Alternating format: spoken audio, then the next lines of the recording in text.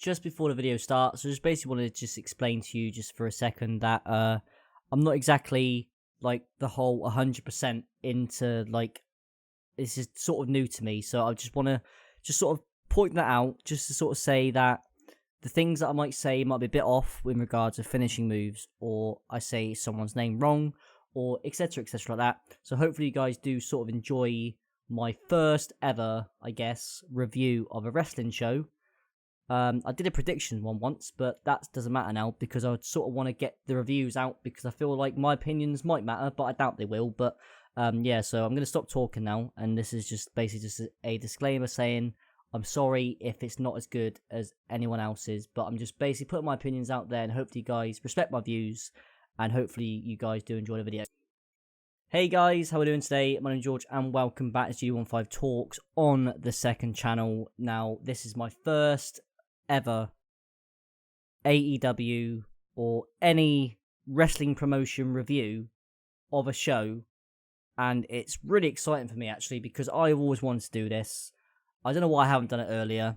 I've been a bit probably scared of wrestling fans to come at me and say, look, you're not a true wrestling fan, and I know I'm not. I guess, is anyone though? You think about it, you know, like everyone has their own opinions on wrestling, which is great. You know, everyone deserves their own opinions on wrestling, which is absolutely fantastic. Everyone has their own favourite style of matches. They have their own favourite characters, wrestlers, heels, baby faces, anything you can think of. Everyone loves it. And everyone has an opinion on wrestling, and it's great because everyone loves wrestling. I think they should do anyway. If you don't, then it's bad. But I don't blame you for not liking WWE at the moment. But hopefully things might change around. But, you know, we'll move on. So we're going to go straight into the Fyter Fest review. Now, I didn't watch this live because what it was, since I live in the UK, like you think, but George, right? I live in the UK as well, and I stayed up because I'm hardcore and I love wrestling and I wanted to stay up. And I think the main card was on at 12:30 at night, and I'm like, well, I'm going to bed because I'm tired and I had a long day. Because remember that day, you know, the Saturday, like that in daytime in the UK, it was quite hot for us in the UK, wasn't it, lads? Do you know what I mean? So you got to think about that for a sec, right? It was very, very hot. You know, it was very, very hot. You know, very hot, right? I couldn't handle the heat, so I was out all day. I come home, gone straight to sleep. So that's why I didn't. I knew it was on. I wanted to watch it, but I stayed out and I was drained, and I watched it in the morning. So I didn't have any spoilers either. I completely kept off Twitter. I went straight and watched this. Like I got up and I watched this. That's all I cared about. I was like, I'll sort myself out in a minute. I'm going to watch this first, and then I'll go about my day. So it's been a couple of days since I've watched it because it came on a Saturday, and I'm currently talking about this on the 1st of July. But you probably see the graphic there. I'm sorry about the bad graphic, but that's the best I could have done in about an hour. That took me about an hour. Quite bad, isn't it? But I'll take it. It'll do. Hopefully things will get better. But I'm going to go straight into the AEW Fyter Fest. It's been 2 minutes, not even talked about wrestling yet. But like I said at the start of the video, actually, before I start, just cut me some slack, please. Like, I would appreciate it. Like, this is my first ever time. I love wrestling. And I think for me, with the AEW product, there's a lot of people that I know. Of course, I know them, but I've not seen much of their matches. You know, like I've been sort of following, you know, the Young Bucks, and I've sort of been following Cody Rhodes, and I've sort of been following Kenny Omega. I have watched their matches that people have told me to watch, and I have, and they're brilliant. And obviously, everyone's familiar with Jon Moxley, etc. But there's a few people that I've heard of, but I've never watched any of their matches, and it's not because of, oh, I'm just a WWE fan. It's just because there's a lot of wrestling, and I respect every single person who watches and reviews wrestling products like it's nothing. Like, I cannot comprehend things in my head that I actually see when I watch wrestling. So the fact that everyone knows of this person, I'm like, who the bloody hell is that? But now I'm open to watch AEW a lot more. I've been obviously following it for, I guess, the start of existence, but I've not been to the point where I need to like watch and listen and see everything that people are doing in this product, because I'm invested, but not as invested as a hardcore wrestling fan, and I just want to watch it casually. And I like professional wrestling, but we're gonna go straight into it with the AEW Fyter Fest by In. And basically what it was is that it was a triple threat tag team match between SCU, Private Party, and the Best Friends. It's quite funny, actually, because the Best Friends, I was like, I know them. I do know them. I've not really heard of Private Party. Everyone's heard of SCU, I like to think. I think I watched because there was at Double or Nothing, weren't they? There was at Double or Nothing, right? I can't remember who they faced. I'm that bad. But I remember I was like, yeah, they're good. So that's always good. I like them because they're just cool. SCU, I love it because SCU, innit? And then Best Friends, I was like, because I think I had one of those Wrestle Crate things. And like, I got like this bottle opener and like, it says Best Friends drink together. I don't drink, by the way. I don't drink alcohol, but you know, if you do, crack on. I only really use it for my J2Os, to be honest. But you know, hopefully, well, I'm not going to drink. So yeah, so I just thought I'd let you know. I just got a Best Friends thing just sat on my desk that I use as my placemat thing for my cups, which is great. So I thought I'd just let you know. I don't know why, just thought I'd let you know. But the winner advances to All Out for a shot at the first round bye in the AEW World Tag Team Championship Tournament, which, you know, it's great. You know, it's refreshing. I've never seen anything like that before. I don't think. Like, I've seen tag team tournaments, but I've not seen of, if you win this, then you don't have to go, you basically get a little bit of an advantage. You don't have to wrestle as much as the other tag teams if you lose, right? That's the whole point. That's an advantage of winning. That's the whole point. If you win a match, that's the whole point. There has to be a purpose to win that match to gain something for your future. That is the whole point, and I love how AEW's done that so far. Now, the good match, to be fair, I to be honest, I'm not exactly the biggest fan when it comes to. I don't mind tag team wrestling, that's fine, but when it comes to an extra tag team in that match, I get a little bit confused. Like, I don't know what it is. I can't comprehend what's going on. And I don't know if it's just me, right? It's just, because, I don't know. Like, I don't know. I don't know what it is. I just can't comprehend it. But yeah, that's just me in you know, stuff like that. But Private Party put a fantastic showing on. I thought they were brilliant. I don't exactly know everyone's names yet, but yeah, I'm quite bad, to be fair, with names, to be honest. But Private Party were quite good in this match. I did like them. SCU did their bit, which again, I love SCU. But you know, something about Best Friends. I don't know what it was. Like, well, obviously once I watched this match, like live, technically live. I didn't watch it live, but when I watched it, like without any spoilers or anything like that, I thought, I'll tell you what, I would love the Best Friends to win the tag team championships. I don't know why.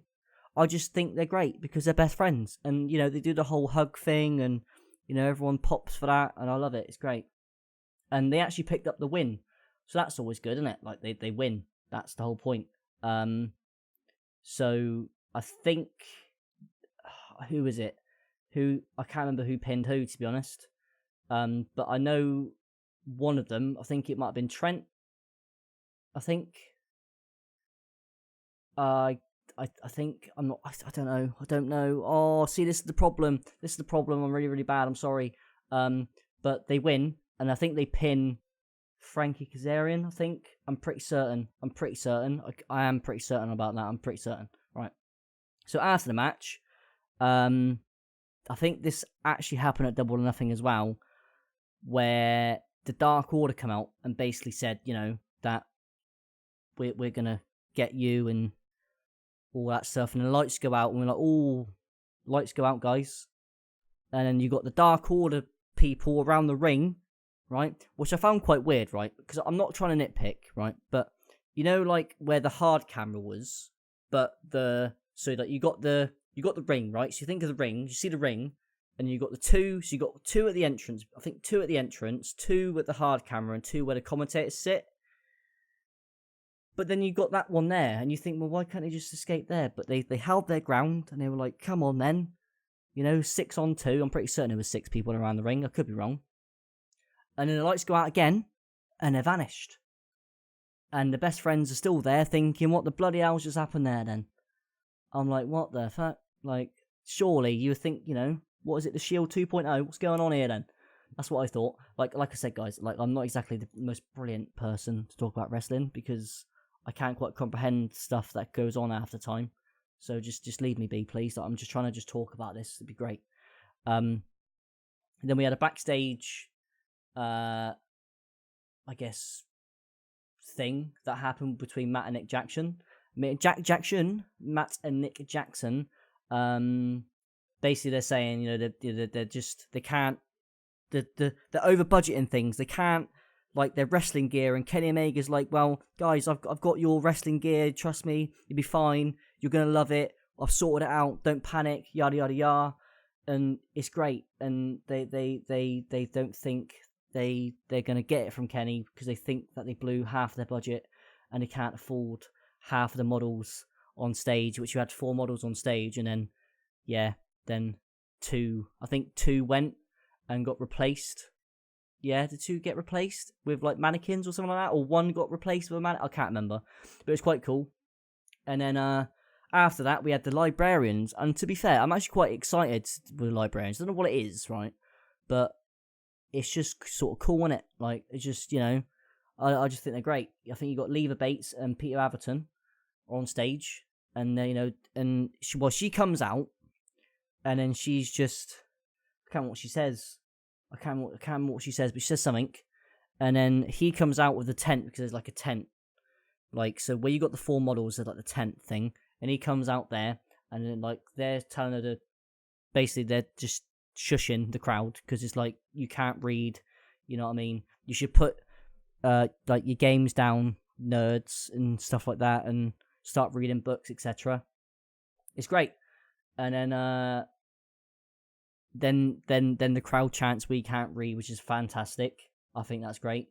And then Ali's music hits, and she heads out to the ring, and she's all excited. She's really, really excited. I'm like, here we go, come on, yeah, babyface. We didn't really know what was going on, to be honest. Like, I just, like, it was a bit weird because I didn't know like why the librarians were out there. But then obviously you had Ali versus Leva Bates, which sort of just happened. I don't know why she come out for. Maybe because they're, I don't know, booing the crowd, I guess. I don't know. And then start off the match, it was literally just a case of Leva just kept shushing Ali. And then she got her fingers and then twisted her finger like 3 times and then stomped on it and then got the advantage, etc. It was an okay match, to be fair. Like, I didn't know what to expect. It was a bit of like a weird... It wasn't weird, but it was like... They come out and I was like, well, surely someone's going to come out. I didn't expect them to have a match. I don't know what... Was it booked? I don't know. I can't remember. I just don't know.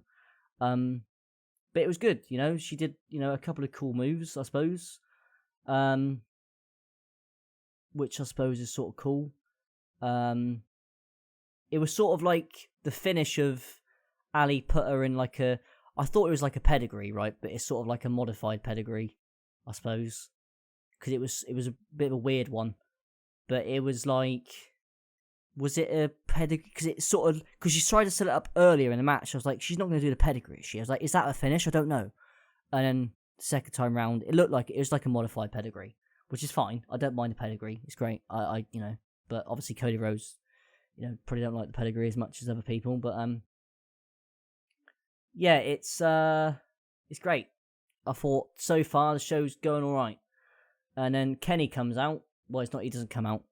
He doesn't. He doesn't. He was backstage and he was trying to, sort things out, trying to get musical acts together. And it was like something about, I think it was Brandon Cutler comes out and then goes like, Blink 182 couldn't make the show or they're not showing up.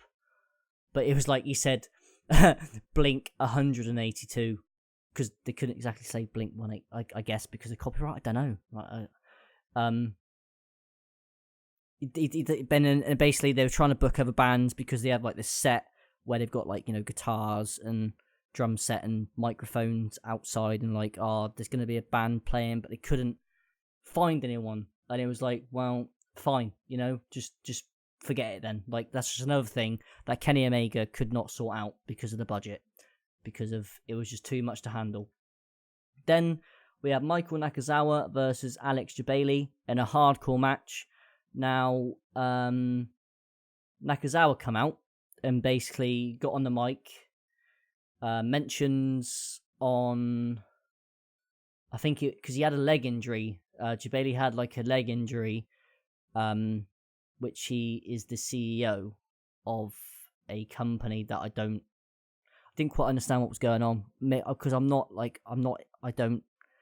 he's not a wrestler, I know that, but he got in the ring with Michael Nakazawa. He obviously had an injury with his leg. Nakazawa says that he had an injury to his right leg, but then Jabali corrects him and goes, well, actually, it's actually my left leg. And then Nakazawa was like, oh, thanks for telling me, lads. I'm just going to go and kick it and just keep kicking it and kicking it and kicking it. It was great. And then Jabali, like, sort of gets into the match quite quickly. It was like, to be honest, like, I guess for the training he's done, it was actually not a bad little opening. It was quite basic, but it was all right. You know, the basic stuff was good, and you know, he could go, I suppose, as a wrestling term would go, not as well as others, but you know, for I guess a beginner, it's not that bad, to be honest. It's quite good. And then obviously Michael Nakazawa has the whole thing with the whole baby oil, and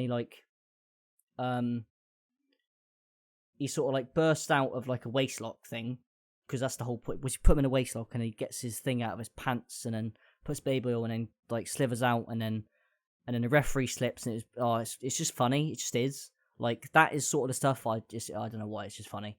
But then sort of, I guess in a way of, then Jabali sort of gained a bit of, you know, he gained a bit of momentum and got back into it, and then throws Nakazawa in the kiddie pool, and then Nakazawa missed him like the green mist of I can't fucking pronounce his name. Tajiri does, you know, the green mist, but he did it with water. It was great. And then like he sort of like hit him with like this flamingo thing. It's quite fun. Again, it was quite funny, and then sort of drags him into it was quite funny. But I suppose, I guess in a way, the ending of the match it was quite good, where, you know, like how they would do thumbtacks, right, in a bag and stuff like that. Obviously beforehand, in the crowd, there was, I can't remember what was the first. There was something. I know there was a kendo stick involved. There was that game thing that he hit him with, that Jabali hit Nakazawa with. There was a first one as well. Was it just, I can't remember what it was. It was great. But then there was the whole thong thing as well. I know I'm going off this a little bit off topic, but I'm trying to not look at the notes that much. I don't have that many notes, to be honest. But I remember stuff happening, and it was great. I just find it like a really enjoyable match. But yeah, but as I was saying, the whole thumbtacks thing, you got the bag out, and it was all like I guess they're like buttons, I suppose, from a game, like a keyboard, like a mechanical keyboard. Like, you can take the keys out, you put it all on the ring, and then it was just quite cool. And then what happened at the end? Nakazawa tries the thong attack again, ends up getting the referee because Jabali moved, and then Jabali got a low blow, rolls up Nakazawa, but the referee's still dazed. Nakazawa counters with a pin attempt and puts the thong on Jabali's face for the 1, 2, 3, because he still had it in his hand, so it's sort of like a roll up because he had it. So the winner was Michael Nakazawa, which is great, fine, good for him, I suppose. And then afterwards we had Jon Moxley cuts a promo, saying basically just the same old, with like, not the same old, but just, you know, you got to find out. If you don't know who Jon Moxley is, you will know later on in the show, which is great, you know, because if you didn't know exactly what Jon Moxley is, then you'd find out, because everyone has a vague idea, but we didn't know, because obviously this was his in-ring debut, right? With his new character, I suppose. So we started off with the main card now. How long have we been going for? Bloody 18 minutes, is that it? So Christopher Daniels versus Shima. Now, obviously, these two are quite, you know, they are veterans in their own right. Of course, they are. So it was just a very, very quick pace match to start off with. It was very good. You know, a lot of just wrestling grapples and trying to one up each other. Obviously, the commentators were saying, you know, how well they've, I guess, since the experience, they've sort of wrestled and they know each other's offense, etc. It was just a really, really cool good start to the show. It was great. I couldn't think of what it was called, but yeah. So Daniels hit a blue thunder bomb. Then he hit the angel wings, and Chima kicks out. And to be honest, I was like, surely, like how was he kicked out? Because the angel wings normally would take out a lot of wrestlers, and then so that was sort of a little bit weird.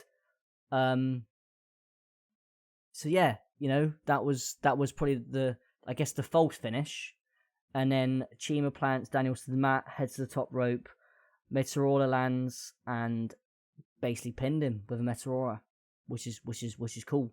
Which it wins. So Chima faces Kenny Omega at AEW's Fight for the Fallen in July.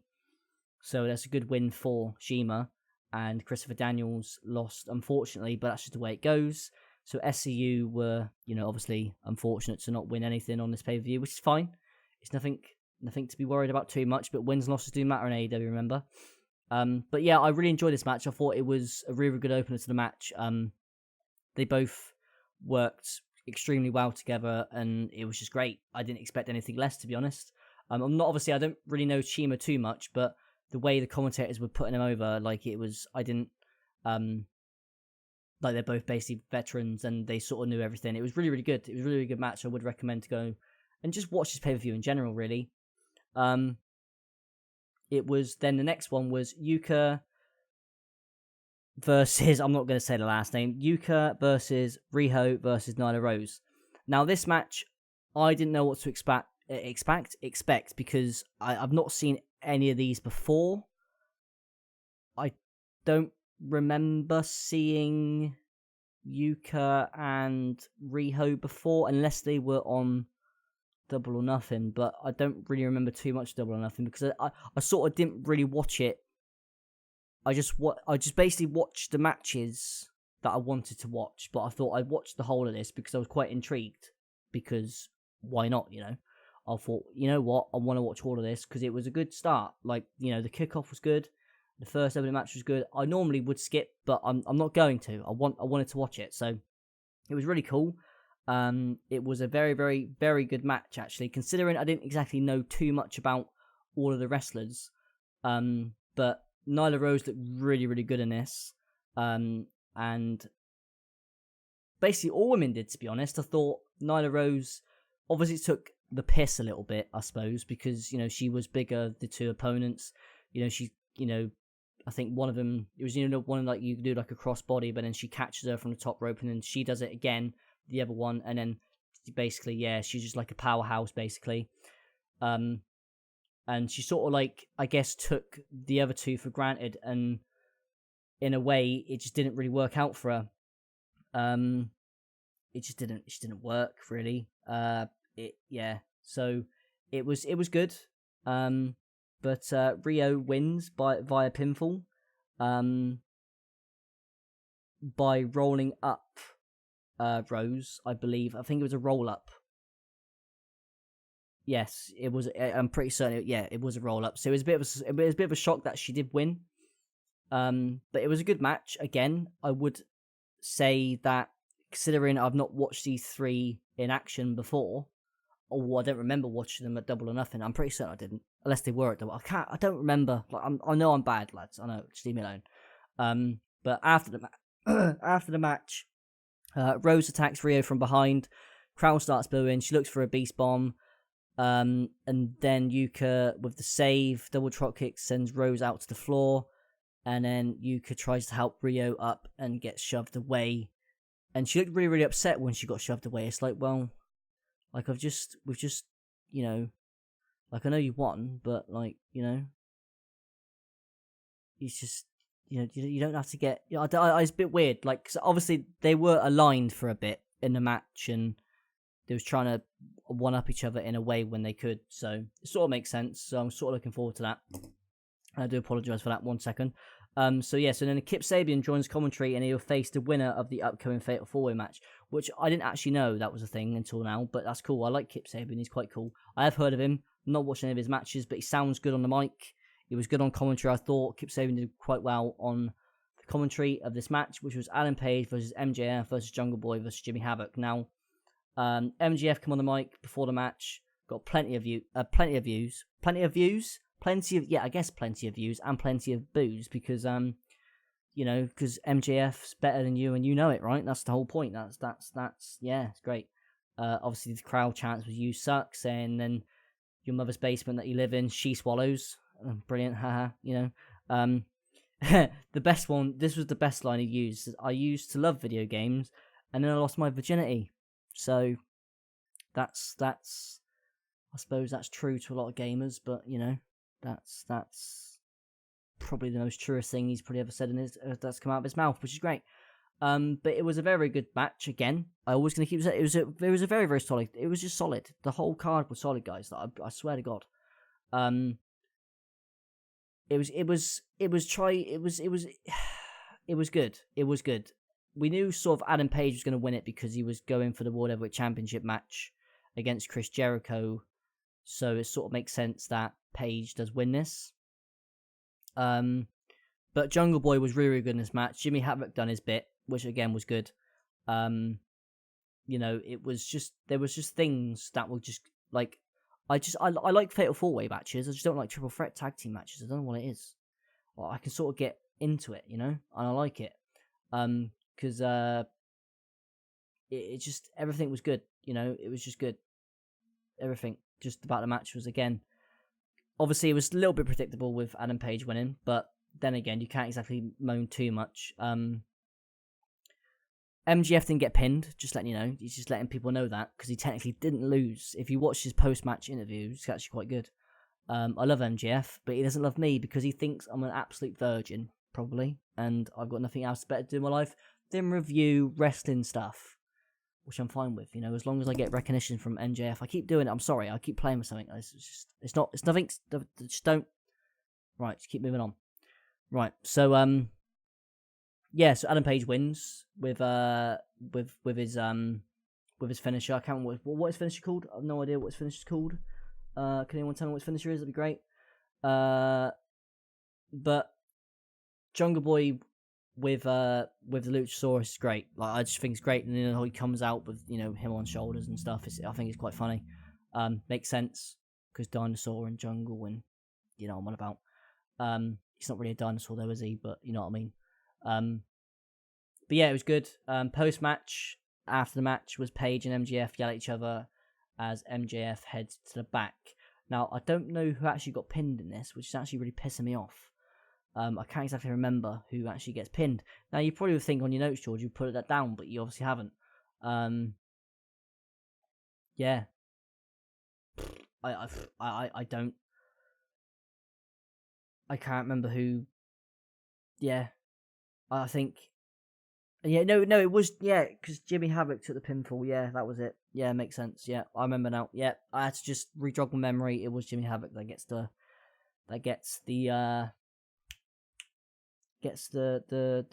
pinfall off of Adam Page. So next match, it was Cody with Brandy Rhodes versus Darby Allin. I've never heard of Darby Allin before, and he come out and he brought a black body bag with Cody 1/1 spray painted on it, because obviously Cody beat Dustin Rhodes at Double or Nothing, and basically saying that he is going to beat Cody Rhodes, and it's going to be his record is going to be 1-1.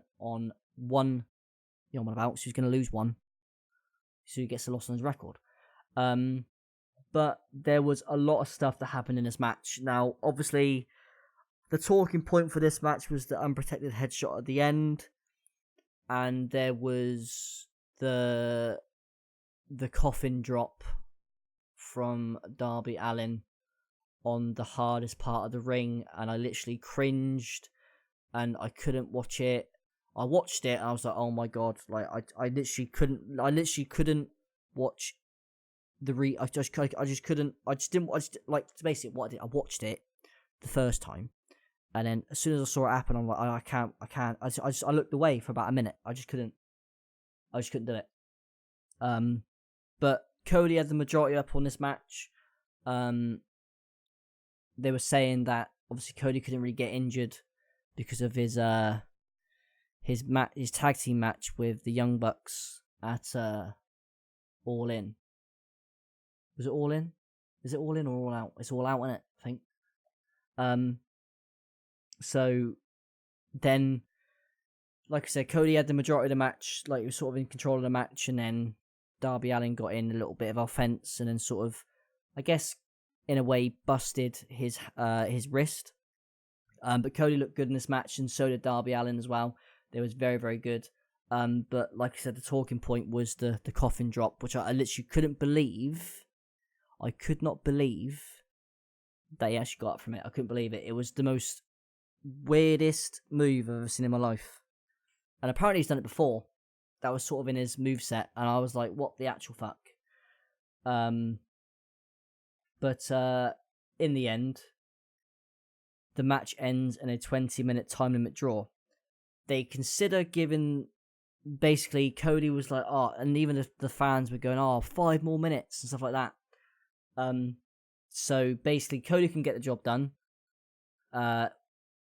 It was just like, the whole ending was like, oh my god. And then at the end, what he done was Cody Rhodes put Darby in the bag, in the body bag, and did the crossroads, and then he kicked out of that because obviously you can't exactly pin someone or they got a body bag on them because you don't know if their shoulders are down, etc. So he had to get him out of the body bag, and then pin him, and he kicked out of 2, and then he just kept hitting him with the bout, and he was getting frustrated. There was like 1 minute left, and then he does the crossroads again, I believe, and then it just ends in a draw. And then Shawn Spears comes out, right, out of nowhere. Well, not out of nowhere, I'm assuming from the entrance, with a chair in hand, looks at Cody and thought, I'm going to smack you, pal, and smacks him. And I couldn't believe the unprotected headshot that Cody took. Like, it just looked so bad. I couldn't believe it. And then the whole blood thing, it was just, I think he had 12 stitches in the end as well, which made it even worse. But I hope Cody's all good. Darby Allin was fantastic in this match. He took a lot of beating, to be fair, but he showed real good, just fighting him, really. It was really, really good. It was quite funny because I was looking at the card of this, I guess his pay-per-view, and I was really intrigued to watch this Cody Rhodes versus Darby Allin match. I just thought everything about it, like, I don't know what it was. I was just intrigued to see Cody go one-on-one with him, and it was as good as I thought it would be. And I think a lot of people thought this was match of the night. I wouldn't put it. I don't know what my match of the night is actually. Like, I did enjoy the first match between Christopher Daniels and Shima. I thought the women's match was good. The Fatal 4-Way was good, but this so far was probably the best match of the night, I think. And then basically at the end, Scorpio and Kazarian check out on Cody. Basically, the commentary team were like, they were like, just on how sickening the chair shot was. I couldn't believe it myself. And yeah, it was a really, really like anticlimactic thing. Like, I generally, because Cody didn't move for a while, I was like, is he actually all right? And then he actually gets up with a hat of brandy and etc. like that, and it was great. It was a great match. Now, the only thing I can think of in regards of that is that a lot of it, like with the whole why did Shawn Spears do it? Now, if you watch when Shawn Spears technically signed with All Elite Wrestling, I'm pretty certain there was a video of it, like, when they do like the documentary stuff, behind the scenes stuff, and at the end, Cody Rhodes did actually say, at the end of that package, or that vignette, he said that Shawn Spears would be a good hand, which technically means he's not exactly going to be anything apart from a good hand. So, like, he can put on performances, he can talk on the mic, he can get the crowd hyped, but he's not going to be nothing more than that. And I think that's the only reason on why he done it. I could be completely wrong, but it makes literally as soon as I process what happened, I genuinely believe that's the thing that he will bring up. That's the only thing I can think he'd bring up, which I think was quite good for me, considering I didn't actually do research on it. I literally just thought of it in my head, like, that is actually what he said. He's a good hand. Which is mad. I know, right? I'm brilliant. Next up, we had Kenny Omega and the Young Bucks versus Pentagon Jr., Phoenix, and Laredo Kid. Now, if I pronounced that wrong, I do apologise. The Elite come out with their Street Fighter gear, Street Fighter inspired gear, which is quite weird because I don't think I've ever played Street Fighter in my life, so it's quite weird. And then they tell Justin Roberts to say something, right? Because, you know, and then he goes, round 1 fight. So that was great. Now, this match, right? People are calling this match probably the best match of 2019. Now, I'd have to go and watch it back, but a lot of people really, really raved this match. There was a lot of high flying going on. It was just too much to handle. I love tag team matches, but when stuff like this happens, it's probably my favourite thing. The whole Lucha Libre and just, it's just great. It's just the stuff people can do nowadays is literally insane. It just literally is insane. You know, I think the gear that the Elite had was fantastic. It was just great. I don't exactly know. I noticed the whole Street Fighter thing, but I don't know who like they were supposed to be. It was great. It was great. There was super kicks, there was Hadokens, and you know the thing. You've known it. You know if you're a Street Fighter, you get it. I know that. If you don't, then that's fine. But a lot of people understand what a Hadoken is, like the whole ball and, you know, I'm trying to do it with my hands, but you guys can't see it. But yeah, I think it was great. The whole thing was great. The end of the match was a B trigger with One Winged Angel to Laredo. So Laredo takes the pinfall, but Laredo was very, very good in this match. I thought everyone was brilliant in this match. Everyone was fantastic. There were so many good spots in this match. I don't even want to go over them because it was too much. It was too good. I really enjoyed it. Now, I probably didn't appreciate it as much as I first thought because I was still trying to process the last match between Cody and Darby Allin. It was just too much to process, and like I was like so focused on just seeing that Coffin drop and the unprotected headshot at the end. It was just I just was still trying to process things, to be honest. I'm not gonna lie. So it probably took a little bit more time for me to actually process what was going on in this match, but it was good. I enjoyed it. It was very, very good. The Young Bucks and Kenny Omega wins via pinfall. Post-match, Omega and the Young Bucks celebrate. Omega tells the other team to jump in the ring.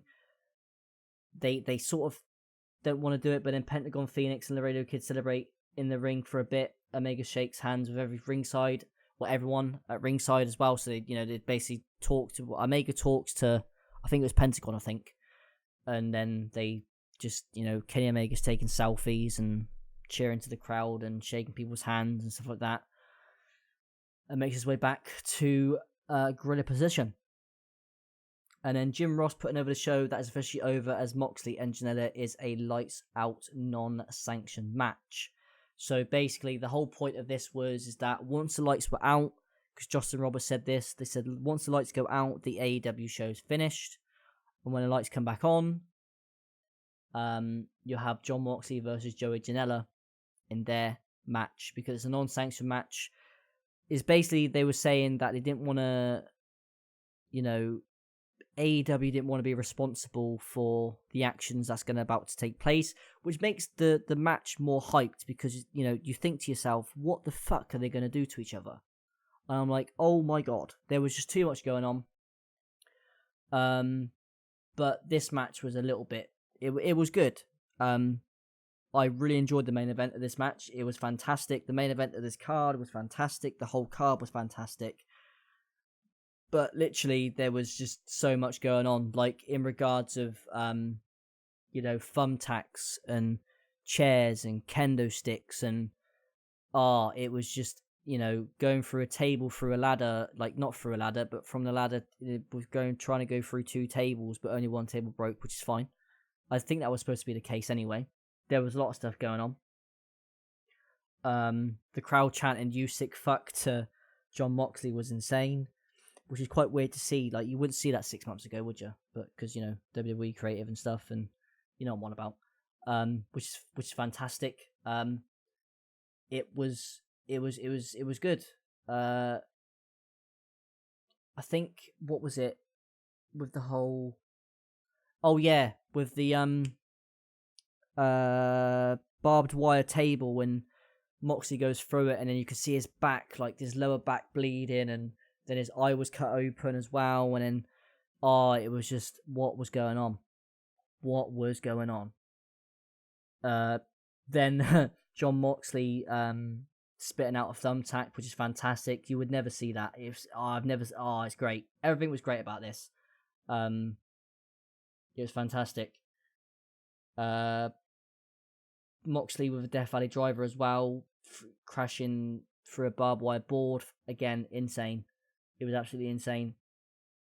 When the most gruesome part was, to me, really, was when Jon Moxley takes off Joey Janela's boot and his socks. Remember, guys, I find it quite funny because when he took his socks off, like, Jim Ross was like, "Oh, not his socks as well," like, because obviously, socks would help a little bit if you stepped on thumbtacks, but taking the socks off, that is a little bit too extreme, lads. Trust me.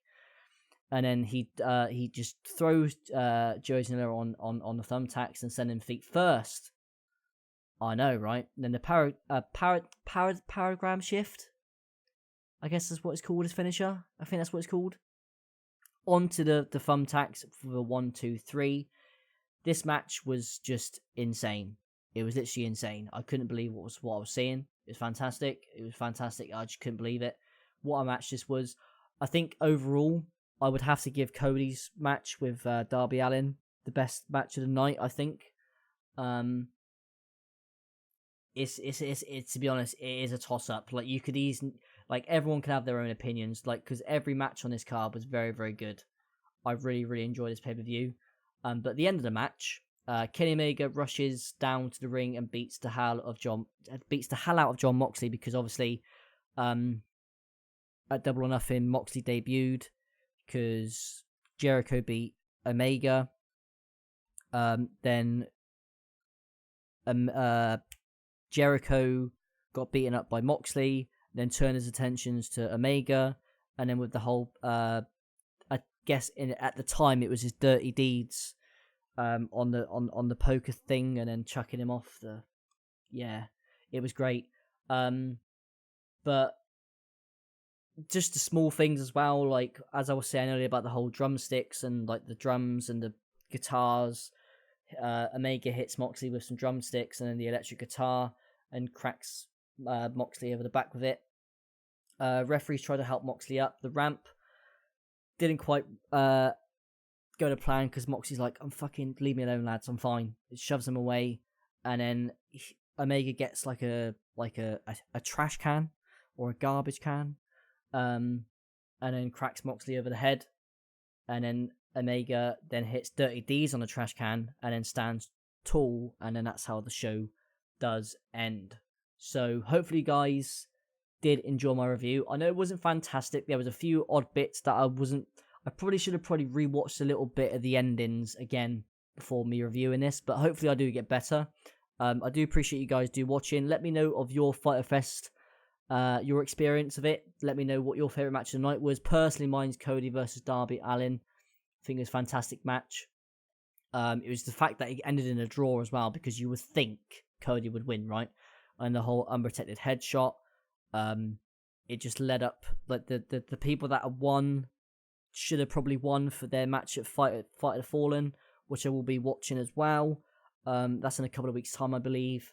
The Young Bucks match was insane. Omega was good. Jon Moxley was insane. I think shout-outs had to go to Private Party as well, because they were fantastic. Best Friends winning their tag team match. Even the women put on a good match as well. I couldn't believe it myself. Even the the pre-show, I generally thought the Michael Nakazawa thing was quite cool. It was just interesting. I was interested in it, even though I didn't know too much about both competitors. It was very, very good. They sort of like they done their match quite well, fit to what Jabali could do. So everything was fantastic, and I know a lot of people will probably slag off AEW, right? But it just gives you another wrestling product to watch, guys. So I feel like you just got to give it a chance. It is good. There is a few teething problems here and there. Even the Young Bucks said that as well. Like, it's not because I'm being nitpicky. Like, there is a few things that went a little bit okay. I didn't, you know what I mean? But it's just, there's nothing bad about this at the moment. And I feel like since it's refreshing, it should revitalize your wrestling needs, because there's a lot of stuff that you don't see nowadays, and then AEW puts on this, and it was really, really good. And I'm just really, really happy for everyone involved with this. It's just another outlet to watch wrestling. You don't have to watch it. There is literally everything for everyone. The whole card had everything that everyone wanted in regards of high flying, hardcore matches, good tag team wrestling. You know, everything was there. You know, everything was good. You know, it was fantastic. You know, even the Christopher Daniels match against Chima was good. A good, solid wrestling match. And that's what you don't see nowadays. And I feel like the whole 20-minute time limit does help as well, because I think New Japan do it, don't they? And it just, you sort of know what you're getting, because when you switch on WWE TV, you don't know how many matches you're going to see for 3 hours. It's a 3-hour fucking show. And a lot of it's just talking and utter bollocks of like fucking chat shows and trying to hype stuff that's not actually really that hyped. You know what I mean? And when you have this, like, of course you can have a 20-minute time limit and it can only last a minute, but you can do so much with it. You know, you can have like tournaments of where, you know, you have like a 10-minute one, and then you got to get all your shit in, and you know, whoever wins that, you know, advances and stuff. It's just, everything can work, and you can set your times, and it's just, you know, different pace of matches. Like, if you know for a fact that this match is going to go for half an hour, you know it's going to be just, they're going to put everything into it. You can't fit everything into a 5-minute fucking little shitty thing, you know, where everyone gets their shit in and it's literally just finishes. You know what I mean? But I am looking forward to reviewing other stuff. I am obviously more in tune with WWE stuff, right? I'm a little bit more knowledgeable because that's what I've been watching for the majority of my life. But I am willing, and I always will be willing, to give every wrestling company a chance. If I want to watch it, I will watch it. And AEW, there's been a lot of hype around it, and they've not put a thing wrong in regards of their product so far. So that's why I'm really, really looking forward to what's to come next. Everything's been fantastic with this card. I'd give this show a very, very good high rating from me. I would go and recommend to watch it. I would probably go and watch it again, to be honest. It was that good. And they just didn't let anyone down, I don't think. A lot of things, they didn't let anyone down. So yeah, that's my overall review, guys. I know, like I said, I'm not exactly fantastic when it comes to trying to review a certain show, but since I get quite invested in what I'm trying to talk about, I sort of lose my train of thought about what I should be talking about and what I shouldn't be. So I will improve. I hope people did enjoy my video of this review. I know it's a long video, you don't have to watch everything, but if you did stay this long, I really, really do appreciate you guys literally listening to this. It's been fantastic to talk about.